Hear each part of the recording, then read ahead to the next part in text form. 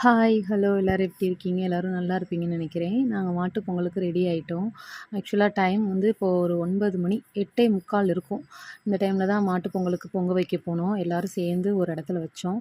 எப்படின்னா, மோஸ்ட்லி கிராமத்துல உள்ளவங்க எல்லாருக்கும் தெரியும். ஆனா எனக்கு இதுதான் புதுசு. போன வருஷம் ஃபர்ஸ்ட் இயர் கொண்டாடினேன். அடுத்து இந்த வருஷம் எல்லாரும் சேர்ந்து ஒரு இடத்துல சாமி வச்சு, பொங்க பானைய வச்சு பொங்கல் வைப்பாங்க. சூப்பரா இருந்துச்சு பார்க்கவே.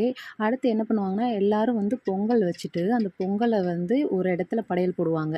பொங்கல் வெண்பொங்கலா தான் பண்ணுவாங்க. வெண்பொங்கல் கொண்டு வந்த வெல்லக்கட்டிய நச்சு, அது மேல கொண்டு வந்த வாழைப்பழத்த போட்டு, அப்புறம் கொண்டு வந்த நெய்ய போட்டு, மேல எல்லாத்தையும் ஒண்ணா போட்டு, அந்த எல்லா சாதத்தையுமே பெனைவாங்க. பெசஞ்சு, அந்த பார்த்தா தெரியும் பூசாரி பாருங்க, ஒவ்வொண்ணா எடுத்து வைப்பாப்புல.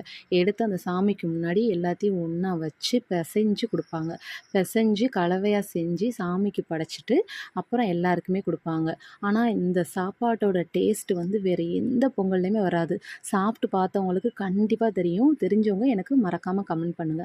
அடுத்து என்ன பண்ணுவாங்கன்னா, பொங்கல் வச்ச பிறகு எல்லா மாடுகளுக்குமே வந்து மாவில அந்த என்னென்னமோ தோரணம்லாம் சேர்த்து கட்டி விடுவாங்க.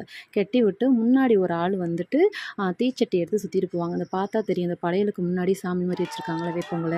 அடுத்து என்ன அப்டின்னா, ஒரு ஆள் தீச்சட்டி எடுத்துக்கிட்டு அந்த 3 சுத்து சுத்தி வரணும்.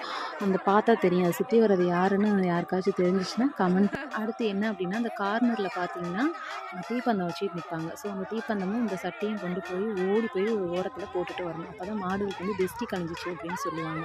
Thank you.